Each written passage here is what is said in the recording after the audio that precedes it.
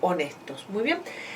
Bueno, de ahora, desde este tema, nosotros vamos a ver el tema del tabernáculo, que el tabernáculo era el lugar de la habitación del Señor entre su pueblo, ¿no? Porque en ese lugar era como que había un santuario que estaba hecho en tres partes, y en la parte del lugar santísimo era como que ahí estaba la Shekinah, ¿no? Como que estaba la misma presencia de Dios, ¿no?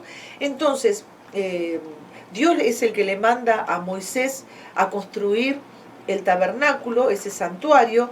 El tabernáculo también recibía otros nombres, como por ejemplo tabernáculo del testimonio, tabernáculo de reunión. ¿Por qué un tabernáculo de reunión? Porque allí era donde el Señor se encontraba con su pueblo, ¿no? Y ese lugar del santuario dice que estaba lleno de la gloria del Señor y de su presencia, ¿no? La nube estaba sobre él, la gloria Cabot, y cuando la nube se alzaba del tabernáculo, los hijos de Israel se movían, ¿no? Ellos entendían que ellos tenían que levantar el campamento y marchar a sus jornadas, ¿no? ¿Por qué? Porque la nube de Jehová estaba de día sobre el tabernáculo, ¿no? Y el fuego de noche, ¿no? El tabernáculo tenía una entrada donde el sacerdote entraba por las mañanas y estaba orientado hacia donde estaba el sol saliente, ¿no? Era había un área también abierta que era el patio, tenía una cerca, y en el lugar santísimo había un mueble muy importante que era el arca del pacto, donde adentro del arca del pacto se guardaban las tablas de los 10 mandamientos, una vasija de maná, la vara de Aarón que floreció y un ejemplar del libro de la ley.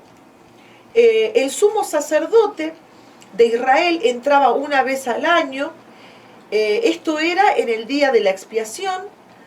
Ante el arca del pacto, él allí ofrecía un sacrificio de sangre por los pecados, ¿no? de Israel. Bueno, luego entramos en esta capítulo 2.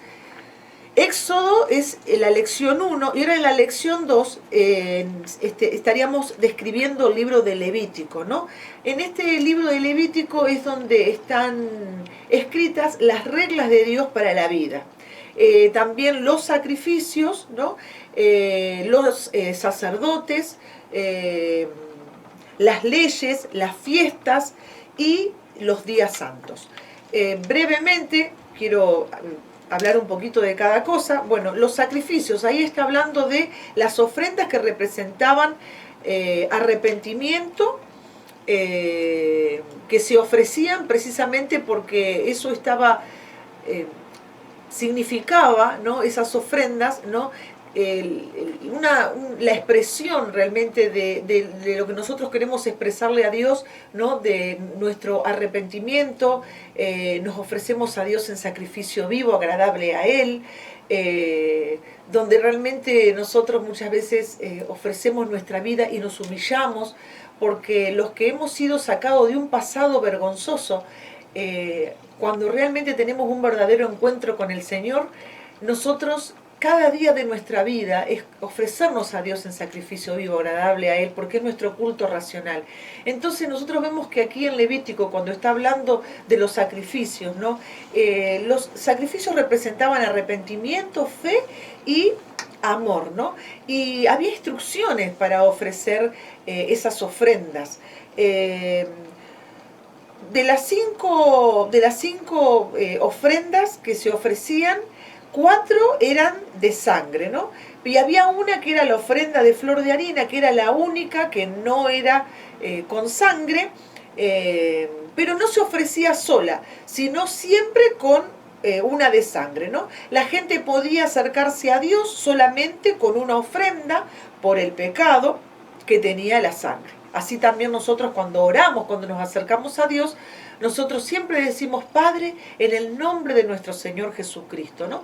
Y ahí nosotros creemos que la sangre de Cristo nos limpia de todos los pecados que nosotros confesamos, y Dios es fiel y justo para perdonarnos de toda maldad. Entonces, hay aquí nosotros vemos que Dios solo acepta las ofrendas y porque mucha gente muchas veces envía ofrendas, ¿no?, a la iglesia, pero ¿cuáles son realmente las ofrendas que Dios recibe? ¿Cuáles son? Porque sabemos que Dios la ofrenda de Caín no la aceptó, pero sí aceptó la ofrenda de Abel, ¿no? Entonces quiere decir de que Dios hay ofrendas que Dios no acepta, ¿no? Entonces, Dios solo acepta las ofrendas y las buenas obras de los que han sido perdonados, ¿no? De aquellos que realmente entienden lo que significa realmente tener la salvación a través del sacrificio de Cristo, ¿no? Entonces acá también hay un versículo en Hebreos capítulo 10, en el versículo 22, el versículo 7 también lo pueden leer, que dice: pero en la segunda parte, solo el sumo sacerdote una vez al año, no sin sangre, la cual ofrece por sí mismo y por los pecados de ignorancia del pueblo, ¿no? Y casi es todo, y casi todo, y casi, perdón, y casi todo es purificado según la ley con sangre, y sin derramamiento de sangre no se hace remisión. Entonces vemos nosotros que el libro de Levítico, ¿no?, nos está ayudando a que nosotros podamos entender el Nuevo Testamento, para que podamos entender también el significado del derramamiento de la sangre de nuestro Señor Jesucristo. Muy bien, también tenemos el tema de los sacerdotes. También Dios ahí deja bien establecido cuidadosamente cuál era el ministerio de los sacerdotes, cuál era su ministerio exactamente, que ellos eran, los sacerdotes eran los que representaban al pueblo ante Dios, y también eran los que presentaban las ofrendas, ¿no? Más tarde, bueno, los sacerdotes eran los que les enseñaban la ley al pueblo de Dios, ¿no? Bueno, acá en las leyes, brevemente voy a decir nada más que una pequeña frase, una pequeña oración, ¿no?, que al guardar las leyes Israel era santo, separado y diferente a todas las otras naciones. Por eso ellos tenían, ¿no?, el libro que los sacerdotes le enseñaban de las leyes de Dios, para que ellos realmente pudieran diferenciarse de las demás naciones, como un pueblo escogido, como un linaje, ¿no?, como un real sacerdocio. Bueno, luego vemos también que hay un cuadro en el libro donde aparecen todas las fiestas y los días santos, ¿no? Eso ustedes lo van a ver en la página número 43, aparecen ahí todas las fiestas, los propósitos de esas fiestas, cuándo se celebraban, qué era lo que recordaban, y para que ustedes lo puedan ver. Bueno, luego vamos a estar también entendiendo algo muy importante de este libro de Levítico, que la palabra clave de este libro es santidad, ¿no? Entonces, Levítico describe también y se refiere a la palabra del Señor que le fue dada a Moisés en el tabernáculo de reunión, para que el pueblo entendiera, ¿no?, que sin santidad uno realmente no puede acercarse a Dios. Entonces, ahí se va a describir claramente el sistema de sacrificios, de adoración, que ya lo estuvimos hablando. También habla de que la santidad tiene que estar vinculada en la vida diaria. Bueno, hay cosas acá que yo ya las he dicho. El libro también trata de muchos temas relativos a la pureza. También habla sobre algo que investigué, y era que los niños judíos eran instruidos con este libro de Levítico. La educación de un niño judío comenzaba con las enseñanzas del libro de Levítico. ¿Por qué? Porque era como que estaba tratando el libro de Levítico de formar el carácter para que esos niños judíos conocieran realmente cuál era la voluntad de Dios, ¿no? Entonces los niños debían ser educados en cuanto a la santidad de Dios. Entonces, la aplicación personal que nosotros podemos hacer también de este libro es que santidad es ser apartado, ¿no?, para Dios, ¿no? Y también que nosotros en el libro que está hablando de que lo cojo no se salga del camino, ahí también está tomando la palabra sobre santidad, y esa palabra santidad ahí tiene otra connotación, porque está hablando de que nosotros también tenemos que santificarnos es también estar en la función, ¿no? En la función correcta, en la ocupación correcta, ¿no? Que Dios quiere que nosotros realmente caminemos en este proceso donde Dios nos enseña su palabra, nos enseña sus estatutos, para que nosotros podamos estar aptos para realmente comprender realmente la voluntad de Dios, comprender cuál es nuestro propósito, para qué nosotros hemos nacido, porque cuando nosotros no conocemos cuál es nuestro propósito, no conocemos para qué estamos aquí en la tierra, muchas veces podemos estar ocupados de muchas cosas buenas, pero no precisamente lo correcto, ¿no? Y estar realmente en la ocupación correcta es también entender esta palabra de lo que es santificación, ¿no? Que tenemos que estar en el lugar correcto. Bueno, luego seguimos con el libro de Números, y aquí en el libro de Números aquí Israel acampa en el monte de Sinaí por casi un año, ¿no? Entonces, bueno, yo me puse a investigar qué quiere decir, ¿no? ¿Por qué Israel estuvo acampando durante un año después de la salida de Egipto? Bueno, quiero compartirles esto porque es muy interesante. Dice, un año acamparon. Entonces, es como que nosotros le podemos dar una aplicación también a nuestra vida. Es como si Dios le dijese, ¿no?, al pueblo de Israel, y también nos dijese a nosotros como cristianos, que nosotros hay tiempos en que Dios nos dice que nosotros no es tiempo de que nos apuremos para ejercer un ministerio, ¿no?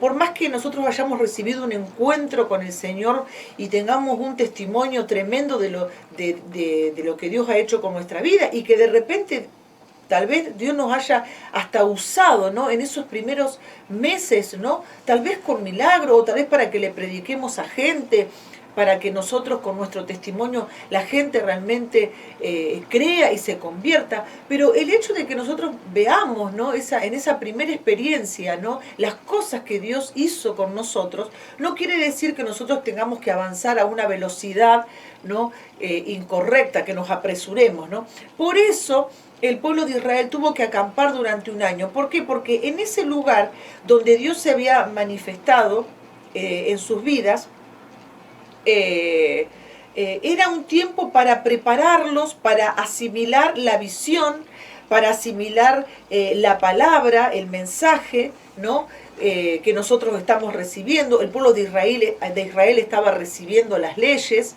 ¿no? Es un tiempo donde ellos tenían también que meditar.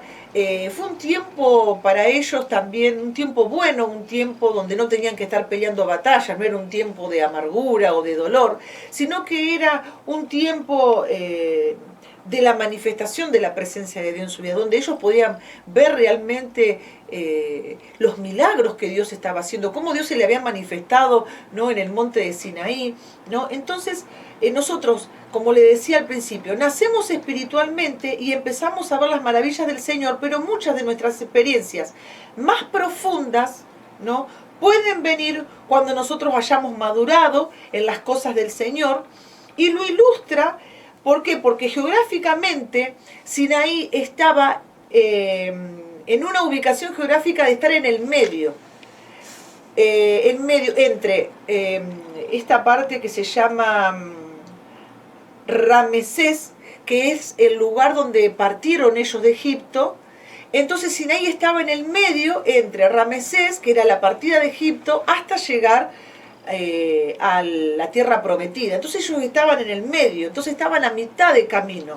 Entonces esto, nosotros nos damos cuenta, ¿no?, que todavía uno a veces no está preparado para decir, bueno, yo ya estoy preparado, estoy capacitado, a mí Dios también me usa como a mi pastor, entonces bueno, ahora yo me puedo animar, ¿no?, y me pongo la Biblia bajo el brazo, ¿no?, y me apresuro por avanzar.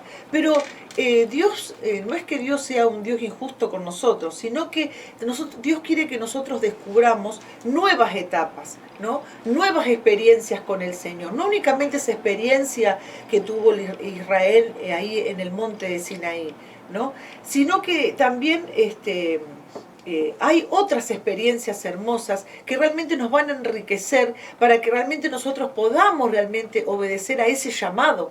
Bien vemos que Moisés estuvo pasando mucho tiempo de preparación hasta que llegó el momento donde él iba a ser llamado, ¿no?, para poder sacar a Israel de la esclavitud, ¿no?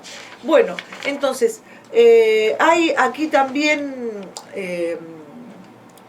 bueno, ustedes van a ver en el libro que hay 3 clanes de levitas, donde estaban las familias de Gersón, los coatitas y los de Merari, ¿no? Entonces eran los encargados, por ejemplo, los levitas eran los encargados de llevar el arca del pacto. ¿Y quiénes eran las tribus específicas que estaban encargadas de llevar el arca del pacto? Bueno, la tribu de Judá, la tribu de Isaacar, la tribu de Zabulón. Los gersonitas con los meraritas tenían que llevar el tabernáculo. Y bueno, esas eran las tribus de Rubén, Simeón y de Gad. Y los coatitas eran los encargados de llevar los muebles del tabernáculo. Y ahí tenemos la tribu de Dan, Aser, de Neftalí, Efraín, Manasés y los benjamitas, ¿no? Entonces ellos tenían que ubicarse, ¿no? Ahí ellos reciben las reglas del campamento, ¿no? Vemos también que hay una dedicación del tabernáculo. Bueno, eso no lo voy a describir ahora, pero luego pasamos a una parte muy importante que es la parte, la experiencia que ellos tuvieron en Cades Barnea, ¿no? Ahí vemos las quejas en el camino a Cades. La gente dice que se quejó. Ellos se rebelaron contra Dios y contra Moisés. Ellos habían visto los milagros. Ya ellos no eran niños espirituales. ¿Por qué? Porque ya habían visto la experiencia del Mar Rojo. Habían visto la experiencia de cómo Dios les proveía comida en el desierto a través del maná. Entonces ellos se rebelaron contra Dios porque ellos exigían comer carne, ¿no? Entonces ya Dios no tuvo la misma paciencia que tuvo las otras veces que Israel murmuraba, ¿no? Cada vez que no tenían agua, ¿no? Entonces, bueno, Dios les proveía agua, les proveía alimentos, ¿no? Pero esta vez, cuando ellos querían comer carne, Dios les respondió. Pero como ya ellos tenían conocimiento, ¿no?, del Dios Todopoderoso que los sustentaba y se dio a conocer a ellos, ¿no?, en esas etapas en que transitaron en el desierto, Dios les dio lo que ellos querían. Les envió codornices y el pueblo comió todo lo que pudo, pero Dios estaba enojado con los israelitas.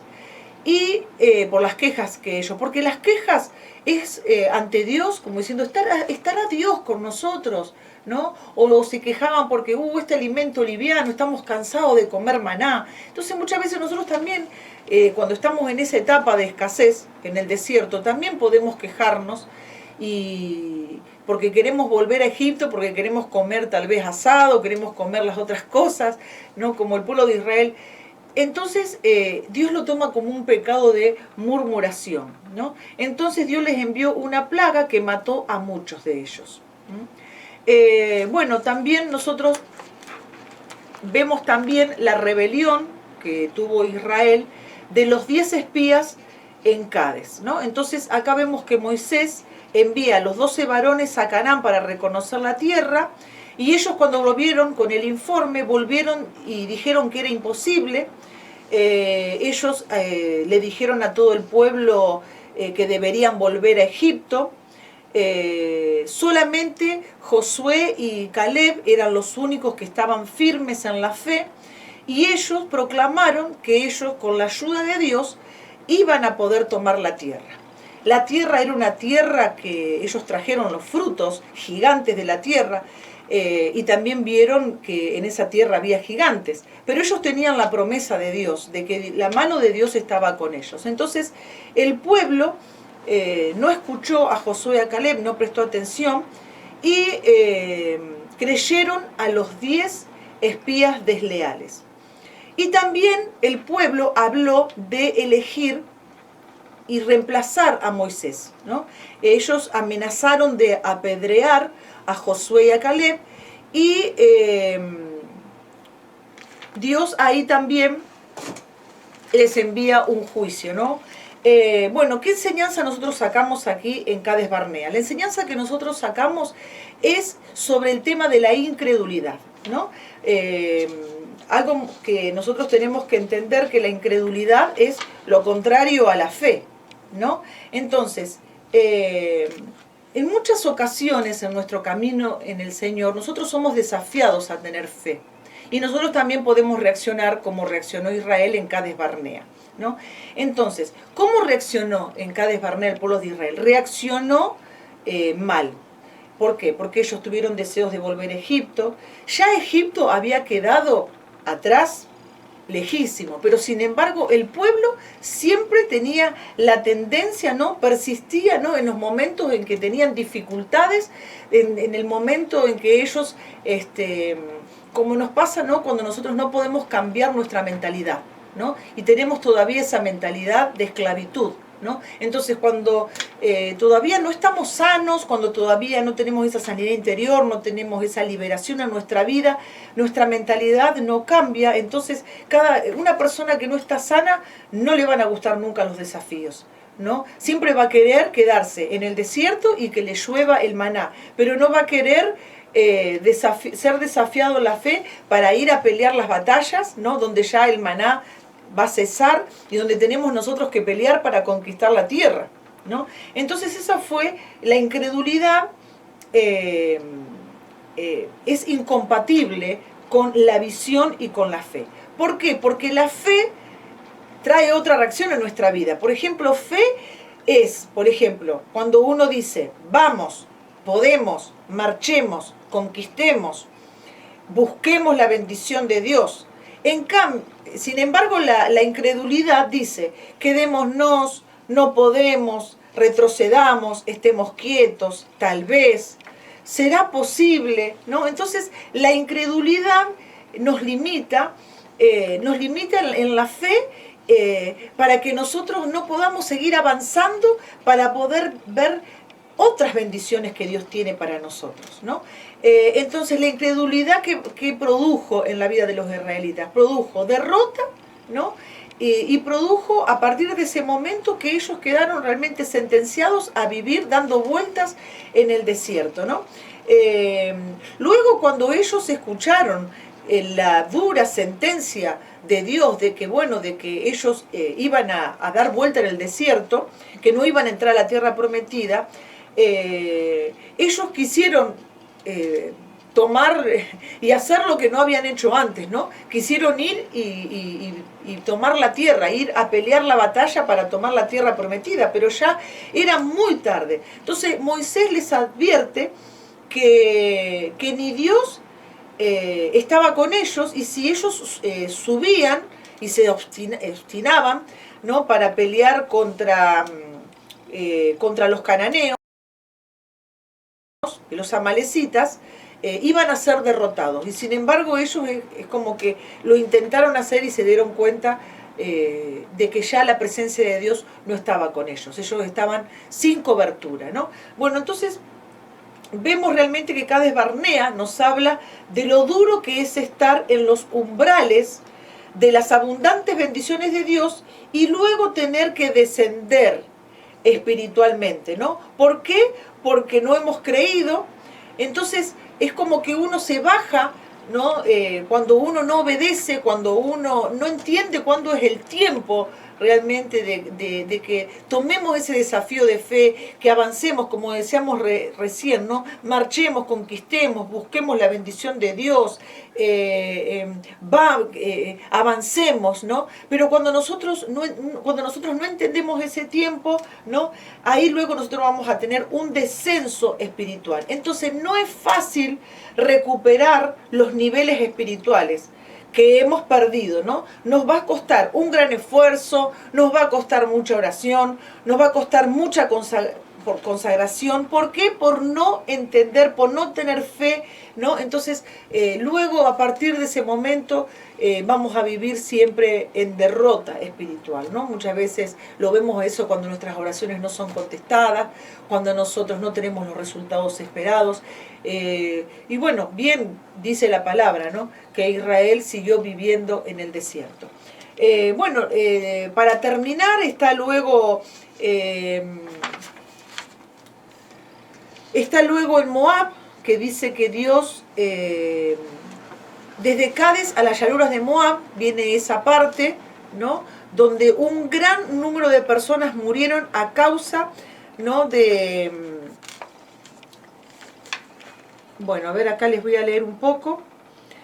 Ellos, después de haber fracasado de la prueba de fe en Cades, no pudieron entrar a la tierra prometida a causa del pecado. Vemos que Dios juzgó a los israelitas por 38 años, vagaron en el desierto. Después de 38 años derrochados en el desierto, los israelitas nuevamente llegaron a la frontera de Canaán. El pueblo continuaba quejándose contra Dios, ¿no? Y de nuevo Dios los castigó por sus protestas y les envió serpientes mortíferas al campamento. Un gran número de personas murieron a causa de la mordedura de las serpientes. Luego se arrepintieron y le pidieron a Moisés que orara por ellos. Moisés lo hizo y Dios le contestó. Le dijo a Moisés que hiciera una serpiente de bronce y lo pusiera en un asta, y le indicó que los que recibieran una mordedura miraran a la serpiente de bronce y vivirían, ¿no? Termina luego hablando de que en Moab Dios prepara una nueva generación para poseer Canaán, y vemos ahí a Balac y Balaam. Vemos esa historia, que ustedes van a estar leyendo en el libro, la van a poder leer, investigar, y ahí vemos también otra plaga, ¿no? Una plaga que mató a 24.000 israelitas, ¿no? Esta plaga, esta mortandad, es como que termina con la antigua generación, ¿no? Donde esa generación muere, ¿no? Totalmente en esa última plaga, ¿no? Que se cree que fue la última mortandad, donde ahí esa generación muere en el desierto. La verdad que esta materia es un panorama. Yo les dejo las tareas para que ustedes puedan responder a todas las preguntas, donde ustedes van a poder ampliar algunas partes que yo, por causa del poco tiempo que tenemos para dar esta clase, no puedo desarrollarlas, pero tiene una hermosa aplicación para que nosotros podamos entender que, el proceso de Israel en esta parte que hemos estado nosotros compartiendo, nos deja muchas verdades para que nosotros no cometamos los mismos errores, y si los hemos cometido, que nosotros podamos restaurarnos, ¿no? Y que podamos volver al camino, y no tomar los mismos ejemplos y los mismos errores que por la naturaleza humana pecaminosa que tenemos, siempre tenemos esa tendencia, ¿no? De querer volver atrás cuando se nos presentan ciertas dificultades, ¿no? Y que también este libro nos animó a la santidad. Este libro también nos animó a ver realmente, a conocer a Dios a través del desierto. A través del desierto el pueblo de Israel conoció un Dios, un Jehová Jireh, un Jehová Sidkenu, un Jehová Rafa, ¿no? Conocieron las virtudes de Dios, porque el pueblo no lo conocía a Dios. Dios le prepara ese desierto para que ellos conozcan realmente al Dios poderoso. Y es un poco, la historia de Israel es un poco la historia de nuestro proceso, ¿no? Quiero dejarle la bendición de Dios sobre su vida, y que ustedes puedan estar estudiando y enriqueciéndose con este segundo capítulo de este libro, Panorama del Antiguo Testamento. Dios les bendiga. Bienvenidos a la segunda clase de esta materia que se llama Panorama de Antiguo Testamento. Hoy vamos a estar en el segundo capítulo de este libro, donde vamos a estar describiendo y hablando un panorama a grandes rasgos, algunos temas más importantes sobre los primeros años de Israel, a través del libro de Éxodo, Levítico, Números y Deuteronomio.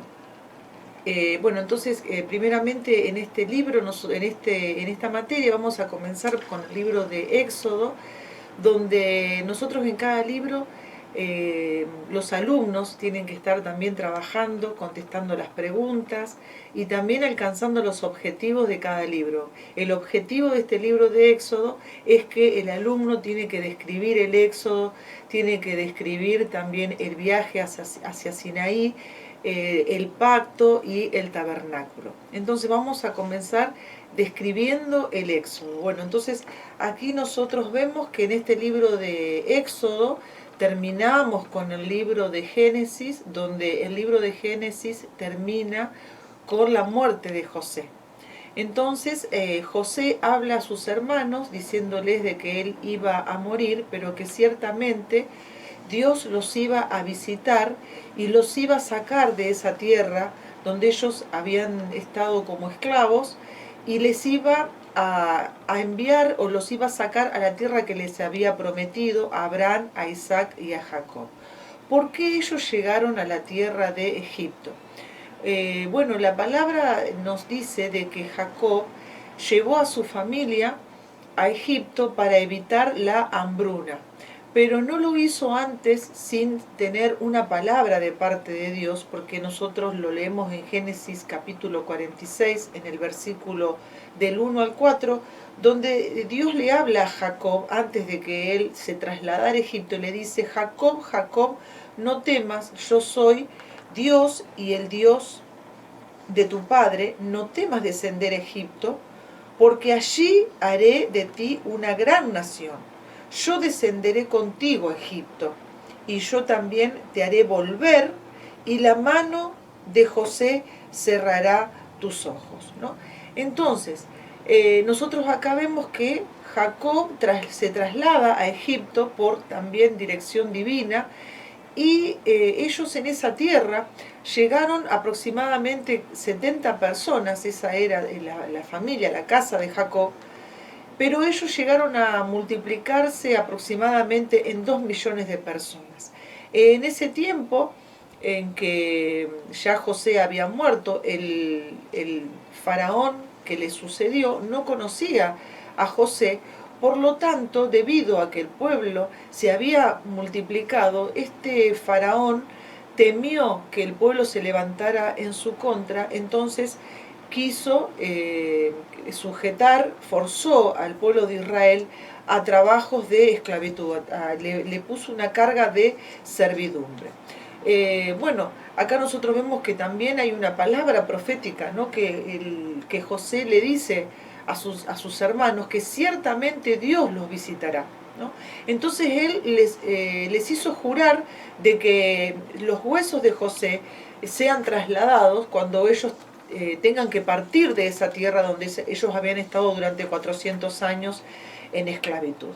Muy bien, entonces también en este libro está hablando de Moisés, y bueno, Moisés fue una persona muy importante, porque si no fuera por Moisés, que fue un libertador para el pueblo de Israel, un hombre que realmente fue llamado por Dios para sacar a Israel de la esclavitud, donde en ese tiempo fue un tiempo realmente muy poderoso, porque se vio realmente las manifestaciones de Dios, el cumplimiento profético, donde Dios sacó al pueblo de Israel con mano poderosa. Moisés fue un hombre muy importante porque también fue el hombre, ¿no?, que escribió el Pentateuco, que es a lo que nosotros nos estamos refiriendo en esta segunda clase. Pero vamos a hablar un poquito de cómo fue el nacimiento de Moisés. Bueno, Moisés nació y estuvo 3 meses escondido por sus padres debido a que este nuevo faraón, que no conocía a José, había dado la orden de que las parteras tenían que darle muerte, que tenían que, cada vez que nacieran los hijos de las mujeres israelitas, si era varón, ¿no?, ellas tenían que, tal vez de una manera a escondidas de sus madres, tenían que matar a esos niños, ¿no? Entonces los padres escondieron a Moisés durante 3 meses y luego tuvieron la idea de parte de Dios de poder hacer un cestillo donde poner al niño para que dejarlo que el niño navegara o flotara adentro de ese Moisés, ¿no? y fue encontrado por la hija de Faraón. Entonces vemos que Moisés fue un niño que nació hebreo, pero fue criado por la hija del Faraón como un egipcio, ¿no? Entonces, en el libro nosotros vamos a ver cuál fue una de las preguntas, ¿no? ¿Cuál fue la preparación que tuvo Moisés? Entonces, nosotros vamos a ver de que Moisés fue enseñado en toda sabiduría de los egipcios, ¿no? Entonces, en un momento en que ya Moisés tuvo como una crisis de identidad, porque él era hebreo, él quiso defender a sus hermanos de la injusticia que sus hermanos hebreos estaban sufriendo. Entonces él mata a un egipcio que estaba golpeando a un israelita, y toda la gente, cuando se enteró de esto llega también a los oídos, ¿no? en el palacio. Entonces Moisés tiene que huir al desierto. En el desierto Moisés también pasa un tiempo, muchos años en ese lugar, y en ese lugar él se dedicaba a cuidar las ovejas de su suegro. Él estuvo allí durante 40 años, alrededor, ¿no? En Madián, alrededor del Mar Rojo. Luego, cuando llegó el tiempo de su llamado, Dios se le aparece a Moisés a través de una zarza que estaba ardiendo, y la zarza ardía, y él le llamó la atención de que la zarza no se apagara. Entonces él se acerca a donde estaba la zarza, y él ahí recibe el llamado de Dios, ¿no? Entonces él pone excusas a Dios porque no se sentía realmente capacitado para ir a enfrentarse a Faraón, porque él conocía muy bien que el Faraón se creía realmente un dios. Y entonces ahí Dios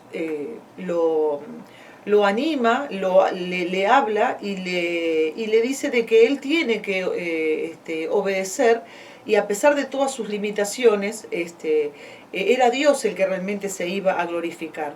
Y a pesar de que Moisés fue a hablar con Faraón, ahí entra un conflicto entre Dios y Faraón, porque Faraón no cree el mensaje que Moisés traía, y tampoco él creía de que él tenía que dejar ir libre a los israelitas para que adoraran a Dios. Entonces, el Faraón le dijo a Moisés de que ellos querían ir a adorar a Dios porque estaban ociosos. Entonces ahí les aumentó la servidumbre, y de esa manera Faraón endurecía siempre su corazón cada vez que Dios enviaba las plagas, que bueno, las plagas fueron las plagas de sangre, de ranas, de piojos, de moscas, de úlceras, de granizo, langostas, de tinieblas, y también la última plaga, que fue la muerte de los primogénitos. Pero siempre que Dios enviaba plagas para que Faraón dejara ir libre al pueblo de Israel, luego que pasaba la plaga y que Faraón enviaba a mandar a Moisés para que orara, para que los liberara, él orara a Dios para que los liberara de la plaga, él volvía otra vez a endurecer su corazón, ¿no? Entonces, acá nosotros vemos, ¿no?, que el poder que creía que tenía Faraón parecía como, tanto para los hebreos, ¿no?, como también para Moisés en un momento, ¿no?, que dudó del llamado de ir a hablar con Faraón, era porque precisamente era algo imposible realmente para los ojos humanos, de que ellos pudieran salir libres del sistema faraónico, ¿no? Entonces vemos realmente en este panorama, en este libro de Éxodo, ¿no?, que ya antes de que ellos salieran de Egipto, ellos tienen que hacer algo muy importante, que es celebrar la Pascua, ¿no? Entonces, nosotros vemos que ahí Dios manda que por familia tenían que comer de un cordero, y que luego tenían que estar preparados, ¿no?, para que cuando llegue el momento, cuando llegue la orden, ellos tenían que estar preparados para salir libres, ¿no?, de esa esclavitud. Bueno, entonces la Pascua y el comer el cordero, a nosotros nos está hablando precisamente, ¿no?, del sacrificio, ¿no?, de nuestro Señor Jesucristo, ¿no?, como el Cordero de Dios que quita el pecado del mundo. Entonces nosotros a esto lo podemos aplicar también hoy, a pesar que es el Antiguo Testamento, también lo podemos aplicar en lo que dice la Pascua con respecto en el Nuevo Testamento. Entonces en Primera de Corintios capítulo 5 versículo 7 está diciéndonos la palabra de Dios: limpiaos pues de la vieja levadura, para que seáis nueva masa sin levadura, como sois, porque nuestra Pascua, que es Cristo, ya fue sacrificada por nosotros. Y un segundo versículo en Hebreos capítulo 9, versículo 14 y 15, que dice: cuánto más la sangre de Cristo, el cual mediante el Espíritu Eterno se ofreció a sí mismo sin mancha, limpiará vuestras conciencias de obras muertas, para que sirváis al Dios vivo. Así que por eso es mediador. En el versículo 15 dice: así que por eso es mediador de un nuevo pacto, para que interviniendo muerte para la remisión de las transgresiones que había bajo el primer pacto, los llamados reciban la promesa de la herencia eterna. Entonces, cada familia celebró las Pascuas, ¿no? Y eso fue debido a que la última plaga era la plaga donde iban a morir todos los primogénitos, tanto de los ganados como también de las personas, menos en Gosén, donde en ese lugar estaban habitando los israelitas. Ellos tenían que pintar los dinteles de sus puertas con la sangre, ¿no?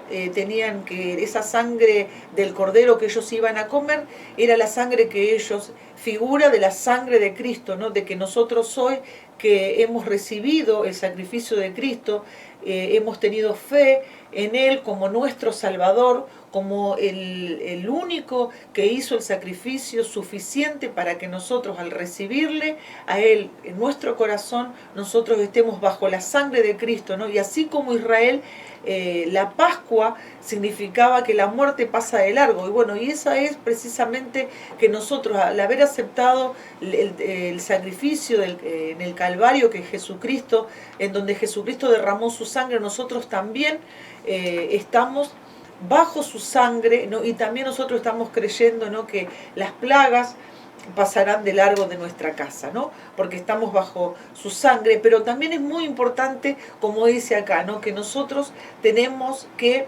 limpiarnos, ¿no?, de la vieja levadura, para que nosotros seamos una nueva masa sin levadura, ¿no? La levadura está hablando como del pecado, ¿no?, porque un poco de levadura, ¿no?, leuda toda la masa. Entonces, en nuestra vida nosotros no tenemos que tolerar ni permitir cosas escondidas, ocultas, pecado. Bueno, por supuesto que ya entendemos que hemos dejado la vieja vida, ¿no?, porque precisamente nosotros tenemos una gran bendición al estar bajo la sangre de Cristo, ¿no? Como el pueblo de Israel, donde la muerte, el ángel de la muerte pasó, pero ellos fueron librados, porque ese ángel dice que cuando veía los dinteles pintados con la sangre, dice que no entraba a esas casas, pero sí en la casa de los egipcios, ¿no? Bueno, entonces ahí comienza una marcha, ¿no?, desde Egipto al Sinaí. Entonces ahí ellos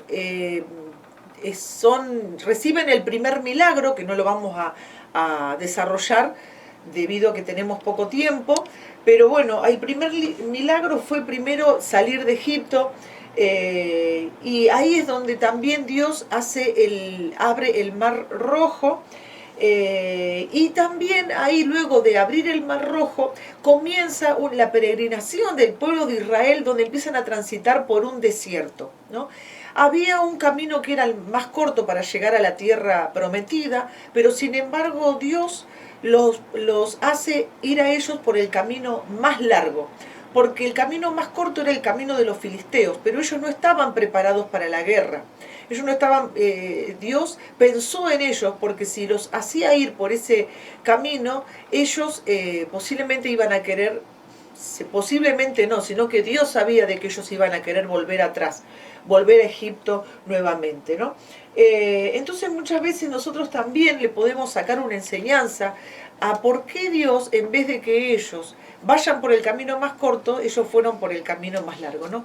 Y muchas veces nosotros cuando llegamos al camino del Señor, hemos venido a veces con unas expectativas o hemos tal vez planificado nuestra vida de cierta forma, ¿no? Creyendo que nosotros tal vez íbamos a alcanzar esto o aquello, o también a veces pensamos también en metas, nos ponemos muchas veces proyectos con fecha, ¿no? A mediano, a largo plazo, pero creemos que eso que nosotros planificamos se va a cumplir, ¿no? En cierto tiempo. Pero nosotros vemos que cuando nos ponemos en el proceso del Señor, esa expectación que nosotros tenemos muchas veces no se cumple, y nosotros no vamos a la velocidad que nosotros queremos, ¿no? De entrar realmente a esa tierra donde Dios promete que fluye leche y miel, sino que muchas veces tenemos que esperar, ¿no? Que vamos a vivir distintas etapas, vamos a vivir distintas experiencias espirituales hasta poder alcanzar ese crecimiento espiritual, hasta poder alcanzar esa madurez. Pero Dios, como piensa en nosotros, ¿no? Seguramente que Él sabe de que si nos daría las cosas tan rápido como nosotros queremos, si nosotros alcanzáramos las cosas en la velocidad que nosotros queremos, tal vez nos perderíamos en la bendición, ¿no? Y tal vez nos iríamos otra vez a donde nosotros estábamos antes, ¿no? En el mundo, que sabemos que son los deseos de los ojos, los deseos de la carne, la vanagloria de la vida. Entonces Dios es sabio, ¿no? En haber escogido el camino más largo por el cual tenía que transitar Israel, ¿no? Bueno, entonces nosotros vemos que en este libro de Éxodo hay varios temas, ¿no? Como venimos recién describiendo. Uno de los temas es el pacto de Dios con Israel, ¿no? Entonces, acá nosotros vemos que la religión de Israel, en la religión de Israel, Dios le dijo exactamente cómo ellos tenían que vivir, cómo ellos tenían que adorarle a Dios. Porque nuestra vida en el Señor es una vida de entrega, es una vida de servicio, es una vida de consagración, una vida donde nosotros obedecemos su palabra, ¿no? Y todo eso, más allá que por ahí no todos estén tal vez en el área de la alabanza y de la adoración, ¿no? Pero el hecho de que nosotros le sirvamos al Señor, le entreguemos nuestras ofrendas al Señor de tiempo, le entreguemos nuestra ofrenda al Señor de calidad, de servicio, de adoración, todo eso nos habla de que precisamente, ¿no? En este pacto que Dios hace con Israel, Dios le está hablando exactamente cómo ellos tenían que adorarle a Él y cómo no debían ellos seguir las costumbres de las religiones que ellos tenían alrededor, de otras naciones paganas, ¿no? Cómo ellos tenían que ser un pueblo que tenía que marcar una diferencia, ¿no? Anteriormente nosotros vemos que Dios había hecho también un pacto con Abraham y con su familia. Dios hizo un pacto con Israel como nación, ¿no? Entonces es importante que nosotros leamos la palabra en Éxodo 19.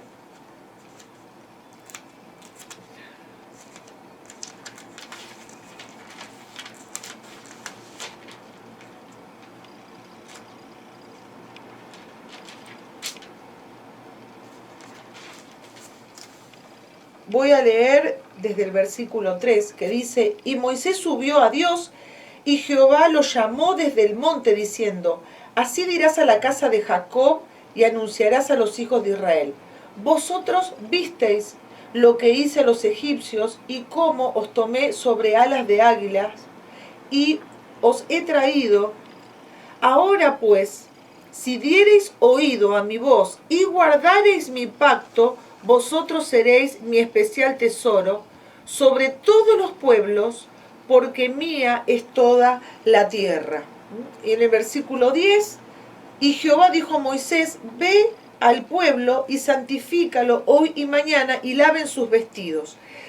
y estén preparados para el día tercero, porque al tercer día Jehová descenderá a ojos de todo el pueblo sobre el monte de Sinaí, y señalarás término al pueblo en derredor diciendo, guardaos, no subáis al monte, ni toquéis sus límites, cualquiera que tocare el monte de seguro morirá, ¿no? Entonces, nosotros aquí vemos que Dios le está poniendo directivas, ¿no? Antes de esa gran manifestación que Dios va a tener, ¿no? Porque su pacto no sabe, que estaba diciéndoles de que ellos tenían que ser, iba a ser una nación, ¿no? Entonces también vemos que Dios les da los 10 mandamientos, ¿no? Y hay una pregunta en el libro que habla si los creyentes hoy están practicando los 10 mandamientos, ¿no? Entonces, la respuesta, una de las respuestas que yo le voy a dar, porque ustedes también tienen que contestar estas preguntas, pero en el Nuevo Testamento, los creyentes que practican las enseñanzas del Nuevo Testamento guardan el principio del día de reposo, dice, para tomar tiempo para descansar, porque sabemos que uno de los mandamientos era, ¿no?, el día de reposo. Entonces, en el Nuevo Testamento, esa era la pregunta, ¿no?, si nosotros todavía estamos practicando, ¿no?, ese mandamiento. Pero bueno, nosotros tomamos ese día para descansar, porque nosotros no estamos bajo la dispensación de la ley, que habla sobre cómo tenía que ser el día de reposo, porque en el tiempo de la ley el día de reposo significaba que la gente tenía que permanecer cerca de la casa y que no podían hacer tareas ni siquiera como prender fuego, ¿no? Entonces, en el Nuevo Testamento Pablo enseña que todos los días son santos, ¿no? Ustedes pueden buscar ahí en Romanos 14:5, ¿no? Bueno, luego también tenemos las leyes, ¿no? Dios les dio numerosas leyes para que ellos administraran y cumplieran, ¿no?, esa justicia de Dios al respetar estas leyes que servían para la vida, ¿no? Entre las leyes lo que Dios quería era de que ellos mostraran bondad a los pobres, a los oprimidos, había leyes sobre la cosecha, bueno, sobre todo, ¿no?, enfatizo el tema de que Dios quería que ellos ayudaran a los débiles, que honraran a los ancianos, que ellos respetaran toda vida y que sean